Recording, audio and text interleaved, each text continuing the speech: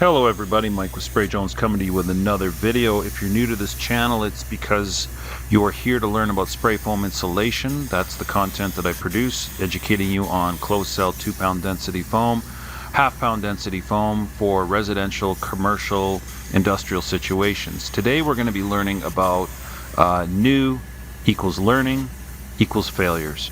And a lot of times people will say, well, I got a deal on this guy, he just started up last week, he's my cousin, he's my buddy, he's my friend, or whatever, and they're going to throw me a deal and things are going to be all great. Okay, what can you expect, or what should you be expecting? What is the difference between a newbie? Now, most people are right away going to roll their eyes at this and say, look, Mike, if I leave here and start my company, I'm not a newbie.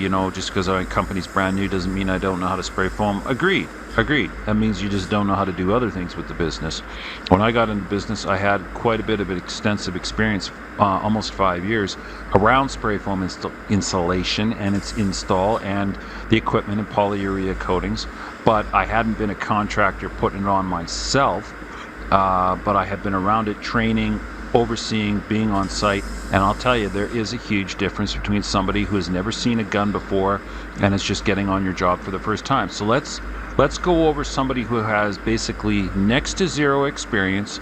They've decided to get into this. They've got another business or another thing, a sideline. What are going to be the top things that we're going to have issues with? Well, the first thing is substrates. They're just not going to be able to recognize when there's things that are damp, wet, a little bit too cold, a little bit too hot. What's wet going to do? Nothing's going to stick.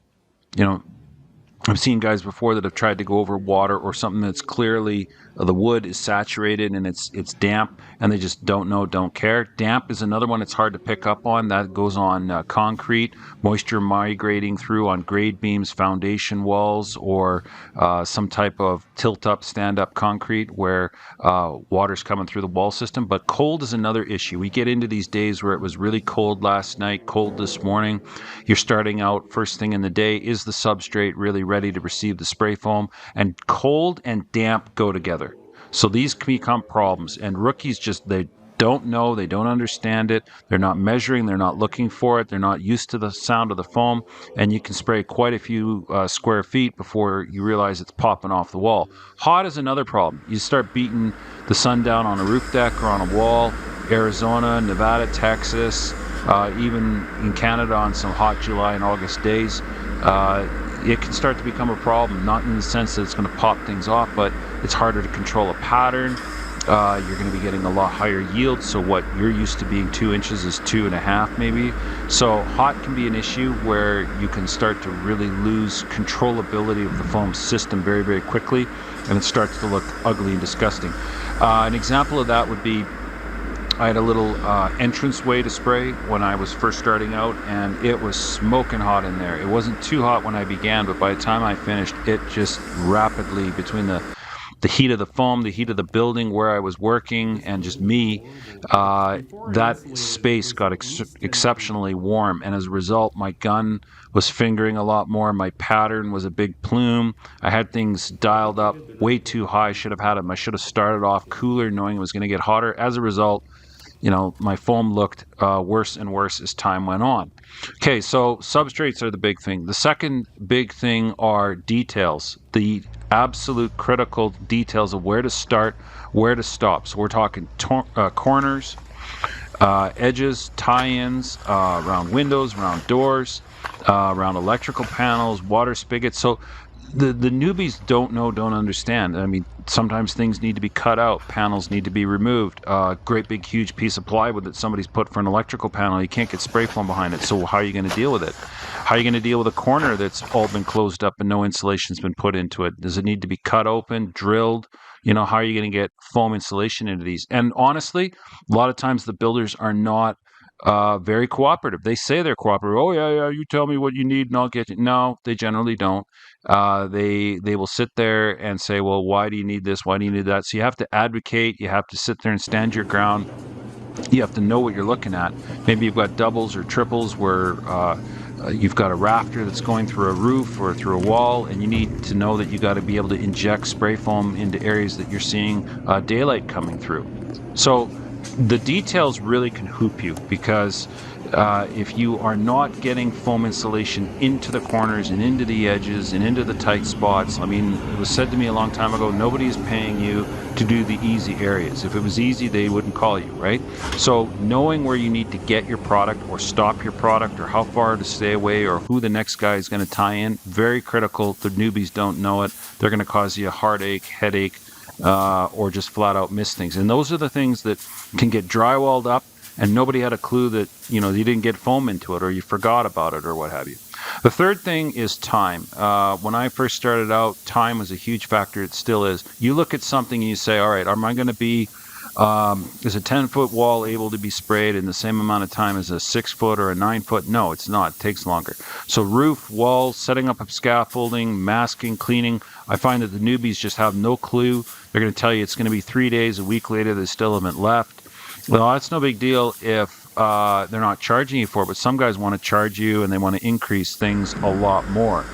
When people get behind in schedule, they rush. They're frustrated. They've already been there 1-2 days. They're taking too long. They know they're behind schedule. They're frustrated being up on the scaffolding in the great room. They're still not out of there. It takes a seasoned professional to get in, start with the most difficult areas, the time-consuming areas, the areas that you need to set up and spend the most amount of careful, watchful hours in.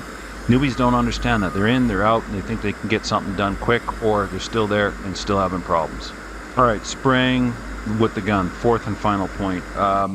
The gun is where all of the action is. It's where 95% of your problems are going to be.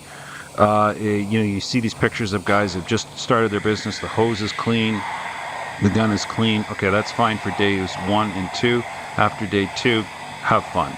I mean, wet air clogs up the gun. Hot days clog up the gun.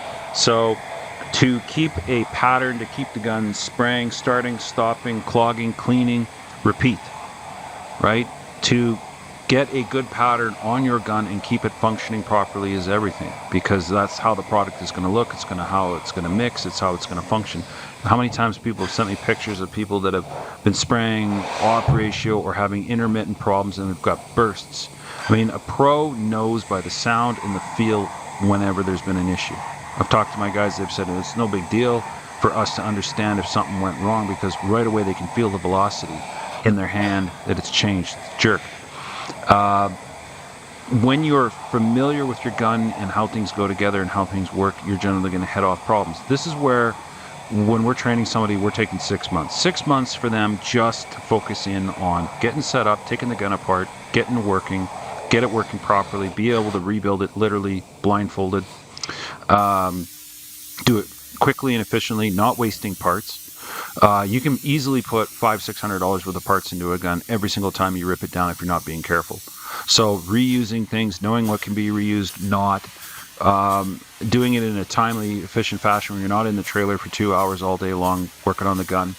Typically people will sit there and say, well, they were here and then they had problems with this, had problems with that. Yeah, that's normal. Problems with the gun is a normal situation, but pros minimize it.